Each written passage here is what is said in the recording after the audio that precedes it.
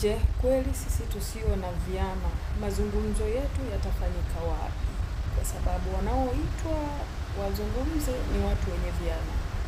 Na hao walio wenye vyama, sijajua ni akina nani, lakini shida, hasara za uhai wa watu tumezipata hata sisi tusio na vyama. Hata wale waliokuwa na vyama bado nao walipata madhara. Lakini tufanye nini sasa? Haya mazungumzo yazungumze kwa namna gani ili kurejesha uhai wa mtu? Mali zaweza kurudishwa, kila kitu chaweza kurudishwa, lakini uhai wa watu hauwezi kurudishwa hata siku moja. Kuna kitu tulikuwa tunapigia kelele mapema kabisa wakati wa mambo ya utekaji, kabla ya uchaguzi. Mimi nakaribia kwenye uchaguzi, mtoto wangu Martin katekwa. Kabla ya hapo, mtoto wangu ama niseme ndugu yangu wa karibu, Injili Geuzayo Roho, alichukuliwa. Amekuja huyu hapa Martin kachukuliwa. Hapo ni kabla ya uchaguzi. Baada ya uchaguzi, tarehe 29, 30 baada ya uchaguzi, ndugu yangu mwingine, mchungaji mwenzangu mwingine kapigwa bomu, kafa.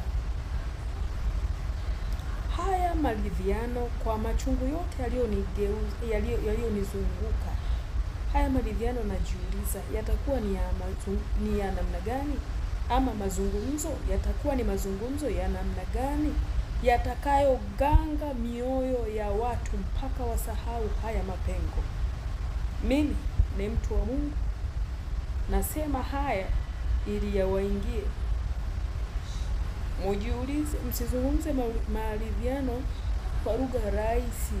Na najua nikiongea hapa, hata kuna message moja hapo nilitumiwa.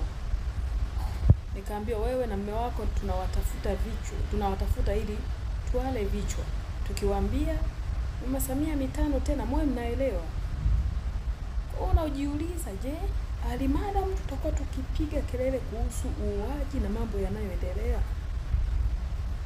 mshahara wetu itakuwa ni kuuawa? Nini ni wanadamu? Hebu fikirini tena na tena. Mnaposema tuzungumze, hebu jiulizeni tuzungumze kwa hasara ya vitu vya aina gani?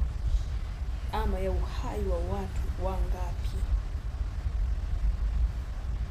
Itarejesha imani kwa wananchi kama mazungumzo yatakuwa ya kina na fidia hizo zitawaingua kwenye nafasi. Lakini kama fidia hizo hazitawaingua kwenye nafasi, ni mbele kwa mbele, mtu wa Mungu